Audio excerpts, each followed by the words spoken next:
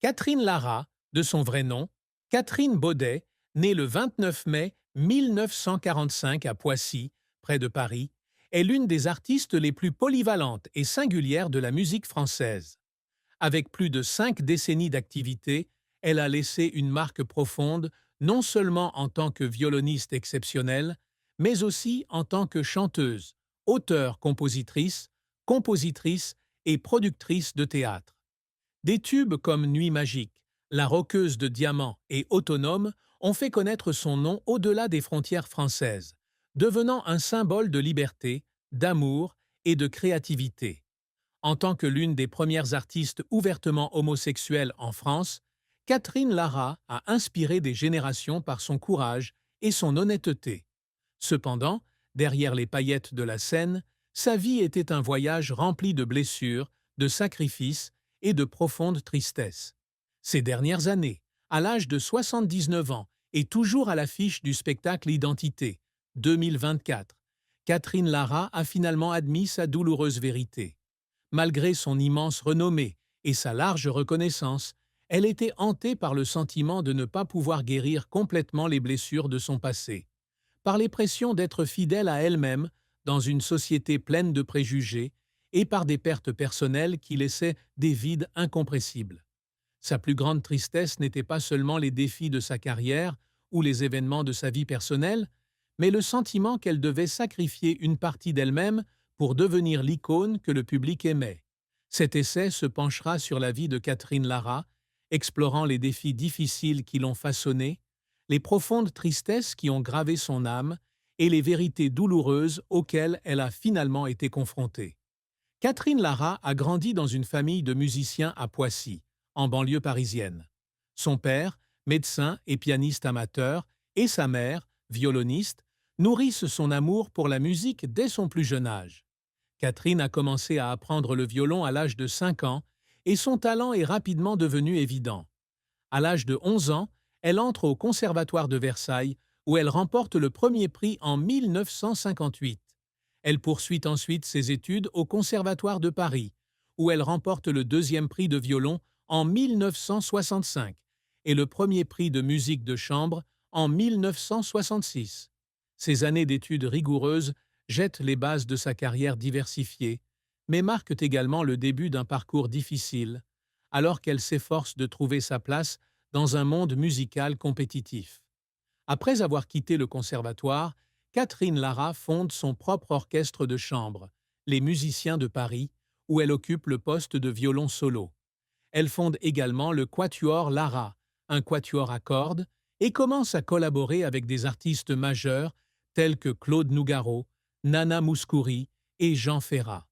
La fin des années 1960 et le début des années 1970 marquent pour elle une période de transition, lorsqu'elle décide de quitter le monde de la musique classique pour explorer la chanson française et la musique pop.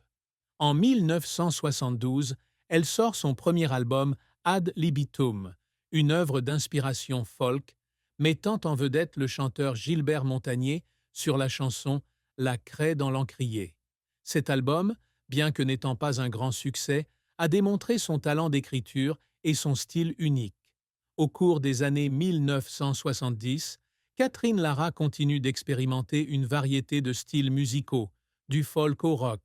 Elle a collaboré avec des musiciens et des poètes tels que Daniel Boublil et Boris Bergman, qui ont écrit les paroles de ses chansons.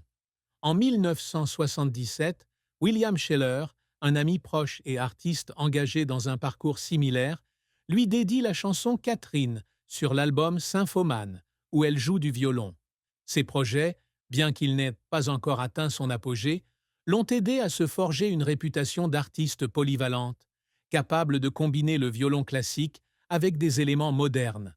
La carrière de Catherine Lara prend véritablement son envol à la fin des années 1970 et au début des années 1980, lorsqu'elle se tourne vers le rock et commence à collaborer avec le musicien québécois Luc Plamondon. L'album Coup de fil, 1979, enregistré à Morin Heights, au Québec, marque sa transition vers un rock plus puissant où son violon et sa voix se mêlent à la guitare électrique de Claude Engel. Cet album ouvre la voie à un succès majeur en 1983 avec La Roqueuse de Diamant, album phare. La chanson-titre, avec ses paroles profondes et sa mélodie entraînante, est devenue l'un de ses plus grands succès, la catapultant vers la célébrité. En 1986, Catherine Lara atteint le sommet de sa carrière avec le single Nuit magique, une composition de Luc Plamondon. La chanson, avec sa mélodie romantique et ses paroles émouvantes, est devenue le plus grand succès de sa carrière, lui valant la victoire de la musique de la meilleure chanteuse de l'année. Le clip de Nuit magique a également remporté la Caméra d'Or au Festival de Cannes, consolidant sa position d'artiste pionnière. Durant cette période, elle se produit sur les grandes scènes telles que l'Olympia, 1983, et le Zénith, 1985, recevant l'enthousiasme du public. Son style d'interprétation énergique et son jeu de violon virtuose lui ont valu le surnom de Jimi Hendrix du violon. En plus de sa carrière de chanteuse, Catherine Lara est également connue en tant que compositrice et productrice. Elle a composé la musique de nombreux films, tels que Docteur Françoise Gaillan, 1975, L'Homme rebelle, 1980, et La Triche, 1984, ainsi que de spectacles comme Revue et corrigé, 1982, de Bob Decou et Annie Girardot. En 1991, elle collabore avec Plamondon dans la comédie musicale Sand et les Romantiques, où elle incarne l'écrivaine George Sand et se produit avec des artistes tels que Véronique Sanson et Ricardo Cocciante. Ces projets ont montré sa diversité artistique et son ambition, mais l'ont également soumise à une forte pression pour maintenir sa créativité et son succès. Dans les années 2000, Catherine Lara continue de créer avec des projets ambitieux, comme l'album instrumental Aral, 2000, en collaboration avec le groupe Deep Forest, et la comédie musicale Graal, 2005, inspirée de la légende arthurienne. Elle a également sorti les albums Passe-moi le ciel, 2005, et Au-delà des murs, 2009, démontrant sa poursuite de l'exploration musicale. Même si elle n'a plus connu le succès commercial des années 1980, elle est toujours honorée comme une légende vivante de la musique française. En 2024, à 79 ans, Catherine Lara revient sur scène avec Identité, un projet mêlant violon, musique du monde et danse moderne avec la compagnie de danse Kumo, composée de 40 jeunes danseurs. Ce spectacle, joué plus de 40 fois dans toute la France, témoigne de son esprit indéfectible et de sa passion pour la musique. Dans des interviews, elle a partagé que travailler avec de jeunes artistes lui donnait le sentiment d'être jeune à nouveau, comme si elle vivait une seconde jeunesse.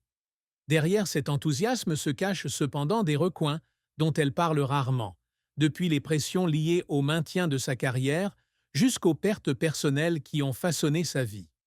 La vie de Catherine Lara a été une série de défis difficiles, allant des difficultés de l'enfance aux pressions professionnelles et au traumatisme personnel. Ces épreuves l'ont non seulement façonnée, mais ont également été la cause profonde de la profonde tristesse qu'elle a portée tout au long de sa vie. L'un des plus grands défis de la vie de Catherine Lara s'est produit lorsqu'elle était enfant. À l'âge de 3 à 4 ans, elle a contracté une maladie rare, décrite comme une paralysie infantile, qui l'a laissée presque incapable de marcher et dans de fortes douleurs. Dans une interview à l'émission Un dimanche à la campagne, France 2, 3 décembre 2023, elle a partagé « C'était très, très douloureux. J'ai encore des souvenirs de ponctions lombaires, de plein de choses difficiles. Elle était au bord de la vie ou de la mort, et sa famille était extrêmement inquiète. L'immobilité et les traitements douloureux ont laissé des souvenirs impérissables dans son esprit, même si elle a eu la chance de se rétablir miraculeusement. Ce défi n'est pas seulement physique, mais aussi mental. Enfant, Catherine a dû apprendre à gérer la douleur et l'impuissance, ce qu'elle a décrit plus tard comme ayant forgé sa forte volonté. Cependant, les souvenirs de la maladie lui ont laissé une tristesse cachée, une conscience précoce de la fragilité de la vie. C'est cette expérience qui l'a inspirée à rechercher la liberté et la joie à travers la musique, mais qui lui a également laissé une peur de la perte et de la vulnérabilité. La célébrité est venue à Catherine Lara après le succès de La Roqueuse de Diamants et de Nuit magique, mais elle a aussi entraîné des pressions constantes. En tant qu'artiste ouvertement gay, à une époque où la société française était encore pleine de préjugés, elle a dû faire face au jugement du public et des médias. Dans la chanson Autonome, 1983, elle exprime franchement la liberté en amour avec les paroles « La liberté de viser une femme ou un homme ». C'était une déclaration audacieuse, faisant d'elle l'une des premières célébrités en France à annoncer publiquement son orientation sexuelle. Malgré le soutien de nombreux publics, elle a également dû faire face à des critiques et à l'aliénation de certains groupes conservateurs. Dans une interview accordée à Michel Denisot dans l'émission Mon Zénith à moi, lorsqu'on lui demande ce qu'elle remarque en premier chez un homme, elle répond avec humour « sa femme ». Cette réponse montre non seulement sa confiance, mais aussi la façon dont elle affronte les préjugés. Cependant, elle a confié que faire son coming out n'a pas toujours été facile. Pendant 15 ans, elle a gardé secret. Elle a